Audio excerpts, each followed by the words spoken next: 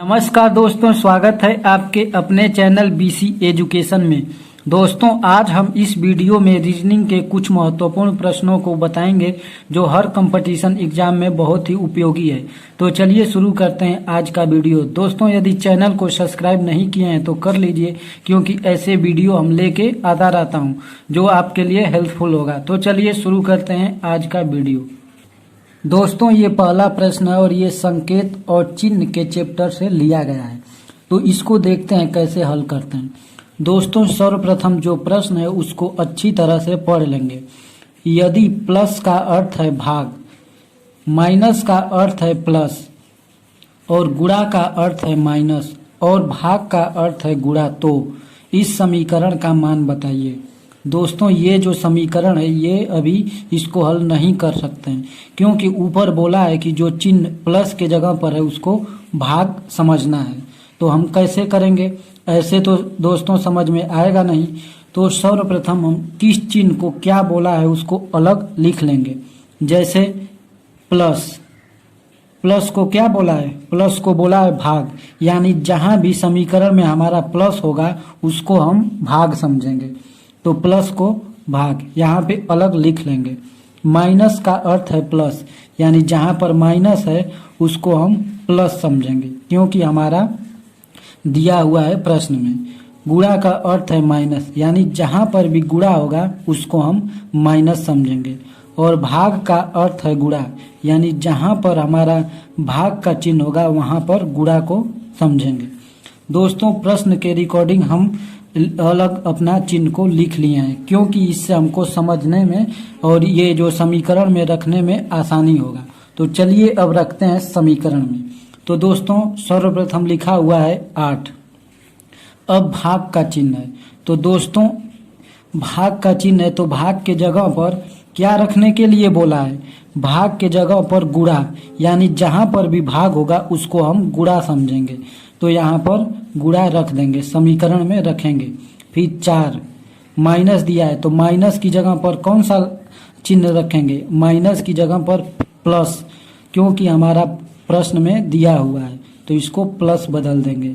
फिर 6 दोस्तों, फिर प्लस, प्लस की जगह पर किसको? भाग, यानी यहाँ पर भाग। 3 अब दिया है गुणा, गुणा के जगह पर यहाँ पर माइनस दिया हुआ है तो -4। दोस्तों, हमारा प्रश्न के रिगार्डिंग जो चिन्ह बदलने के लिए दिया था वो हम अपने समीकरण में रख दिए हैं और अब हमारा समीकरण ऐसे बन गया है।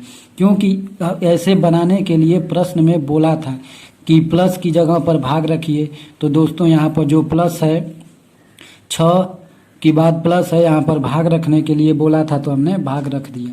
दोस्तों, अब इस समीकरण को हल कर लेंगे और हमारा उत्तर आ जाएगा। हल कैसे करेंगे? दोस्तों, बोर्ड मास नियम के अनुसार। बोर्ड मास नियम क्या है? सर्वप्रथम भाग को हल करते हैं, उसके बाद गुणा को, उसके बाद प्लस को, उसके बाद माइनस को। दोस्तों, ये बोर्ड मास नियम है। अब इसको हल करते हैं। पहले कौन सा? पहले भाग। तो 8 गुणे 4 प्लस 3 का भाग 6 में देंगे तो 2 बार जाएगा, फिर -4। दोस्तों, उसके बाद गुणा, गुणा को हल करेंगे तो 8 चौको 32 प्लस 2 -4। दोस्तों, अब हम 32 उसके बाद प्लस को, तो 32 प्लस 2 34, 34 -4 बराबर 34 में से 4 घटाएंगे तो 30 आएगा। और दोस्तों, यही हमारा उत्तर हो जाएगा 30। दोस्तों, ऐसे प्रश्नों को ऐसे इस विधि से हल करेंगे। सर्वप्रथम चिन्ह को चेंज कर लेंगे यहाँ पर, ताकि हमको ये समीकरण में चेंज करने में आसानी हो। तो हमारा उत्तर 30 होगा। उम्मीद करता हूँ कि यह प्रश्न आपको समझ में आया होगा। चलते हैं अगले प्रश्न पर। दोस्तों, ये अगला प्रश्न है और इसमें विषम चुनने के लिए बोला है। दोस्तों, इन चारों में से विषम कौन है इसी को बताना है। ये प्रश्न बहुत ही आते हैं पेपरों में। तो दोस्तों, इसमें कौन सा आप लोगों को लग रहा है कि जो कि भिन्न है, यानी विषम है? तो दोस्तों, बढ़ई, बढ़ई का काम है लकड़ी काटना, लकड़ी बनाना। सुनार का काम है सोना ज्वेलरी बनाना। लोहार का काम है लोहा बनाना।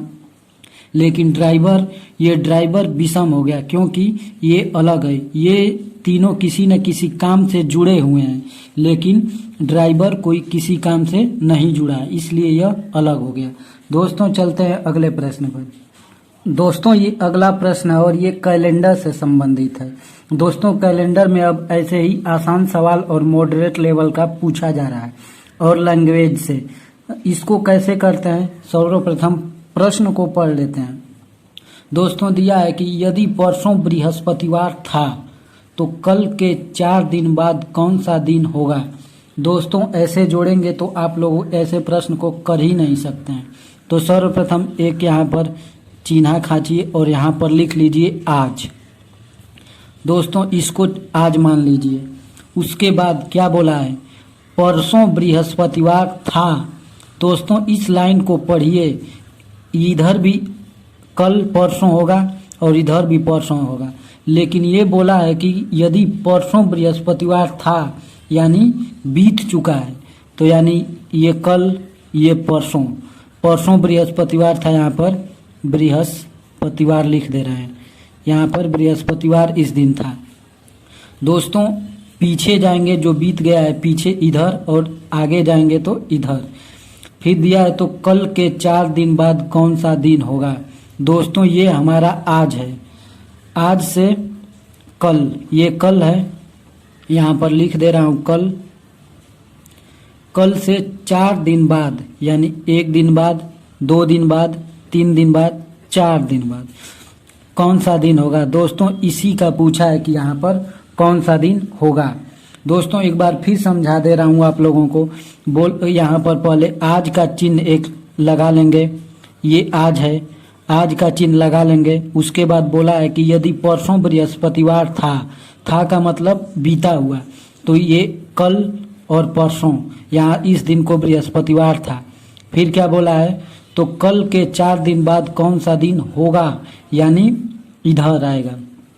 तो ये कल हो गया, ये आज है तो इसको कल मानेंगे। कल से 4 दिन बाद, तो 1 दिन बाद, 2 दिन बाद, 3 दिन बाद, 4 दिन बाद, इसी का पूछा है इस दिन कौन सा दिन होगा। तो दोस्तों इस दिन बृहस्पतिवार था, इस दिन कौन सा, शुक्रवार होगा। और जो आज है, आज शनिवार होगा, फिर रविवार, फिर सोमवार, फिर मंगलवार, फिर बुधवार, फिर बृहस्पतिवार। दोस्तों इस दिन भी बृहस्पतिवार होगा, बृहस्पतिवार। दोस्तों इस दिन से 1, 2, 3, 4, 5, 6, 7 दिन, यानी हर एक हफ्ते बाद वही दिन आता है, तो इस दिन से 7 दिन हो रहा है, यानी बृहस्पतिवार ही आएगा। तो हमारा उत्तर बी हो जाएगा। चलते हैं अगले प्रश्न पर। दोस्तों ये अगला प्रश्न है और यह सीरीज से संबंधित है।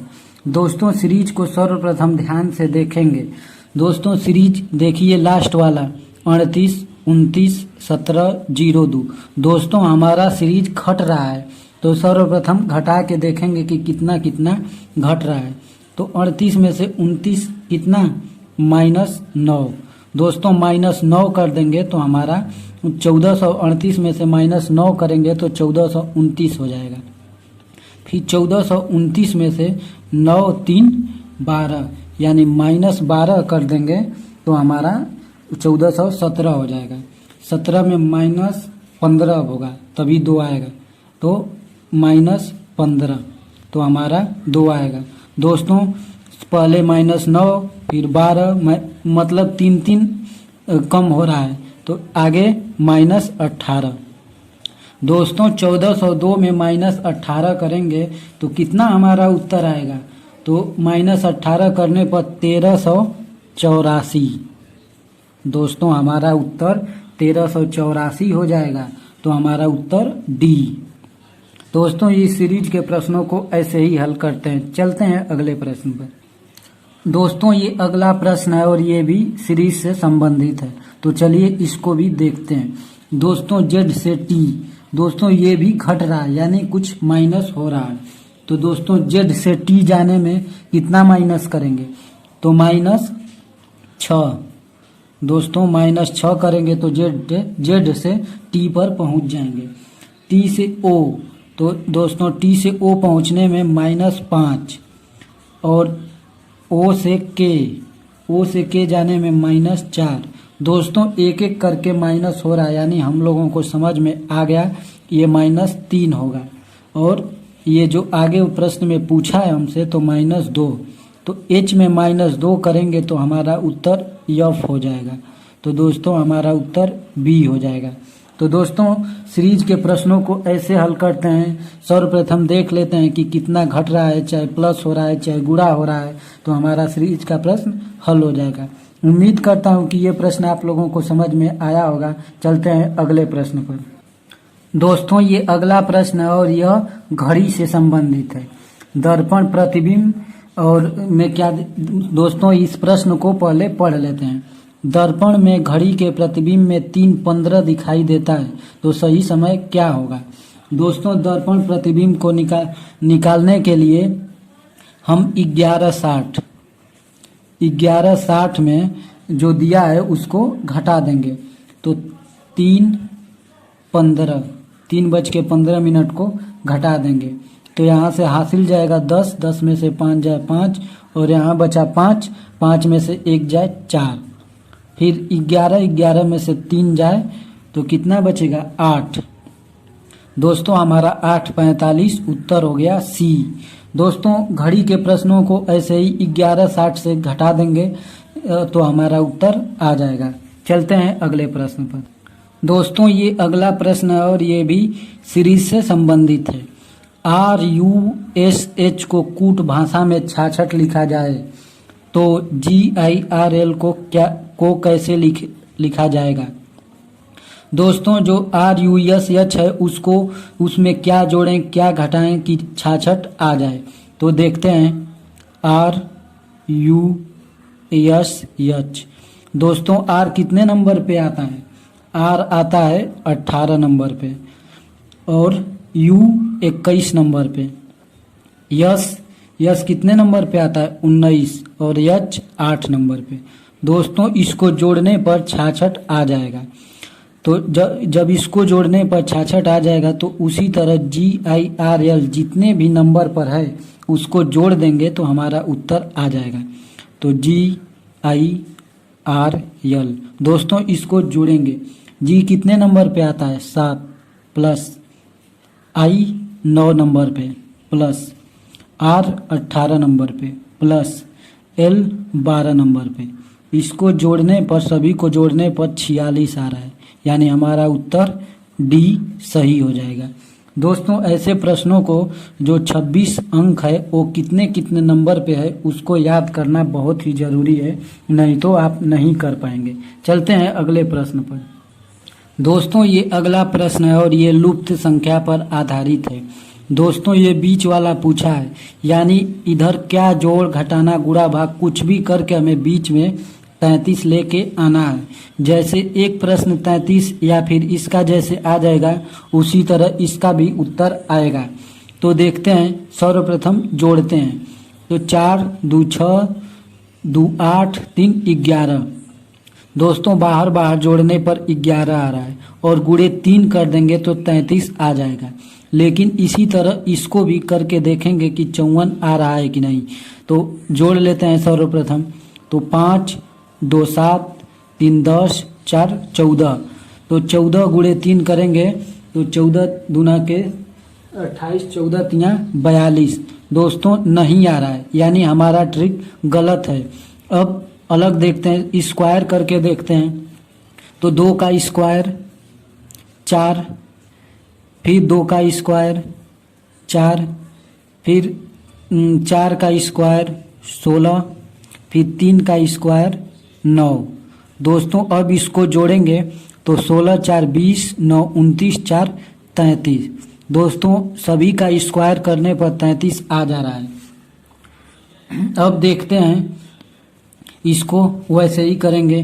तो 5 का स्क्वायर 25, 4 का स्क्वायर 16, फिर 3 का स्क्वायर 9, फिर 2 का स्क्वायर 4। तो दोस्तों अब इसको जोड़ लेते हैं। 16 9 25, 25 50, 4 54। दोस्तों हमारा ट्रिक काम आ गया। सभी बाहर वाले को स्क्वायर करके जोड़ देंगे तो बीच वाला आ जाएगा। तो अब इसको करते हैं, 6 का स्क्वायर 36, 5 का स्क्वायर 25, 4 का स्क्वायर 16 और 3 का स्क्वायर 9। दोस्तों इसको जोड़ लेते हैं अब। तो 25, 16, 9, 25, 25, 50 और 36, 86। दोस्तों हमारा उत्तर 86 आ जाएगा, यहाँ पर 86 होगा और ये ए सही हो जाएगा। उम्मीद करता हूँ कि ये प्रश्न समझ में आया होगा। चलते हैं अगले प्रश्न पर। दोस्तों ये प्रश्न ब्लड रिलेशंस है और दोस्तों ऐसे ही प्रश्न अब पूछे जा रहे हैं, तो देखते हैं इसको। रमन ने अनंत से कहा, परसों मैं अपनी दादी की पुत्री के एकमात्र भाई को पढ़ाया। रमन किसे पढ़ाया? दोस्तों ऐसे आप नहीं बता सकते हैं जब तक कि ड्राइंग नहीं बनाएंगे। दोस्तों ड्राइंग कैसे बनाते हैं देखते हैं। ये रमन हो गया, रमन लिख लिए। परसों मैं अपनी दादी की, तो दोस्तों ये रमन हो गया। रमन के पिता, पिता के माता, माता को दादी कहेंगे तो यहाँ पर माता। दोस्तों रमन के पिता के माता, रमन का दादी लगेगी तो दादी की पुत्री, दादी का पुत्री यानी ये पुत्री हो गई। दोस्तों रमन के दादी का पुत्री, इसके पिता का, पिता की बहन हो गई। तो पुत्री के एकमात्र भाई को पढ़ाया, यानी एकमात्र भाई इस रमन का पिता है। तो यानी ये किसे पढ़ाया? रमन किसे पढ़ाया? अपने पिता को ही। तो हमारा उत्तर सी हो जाएगा।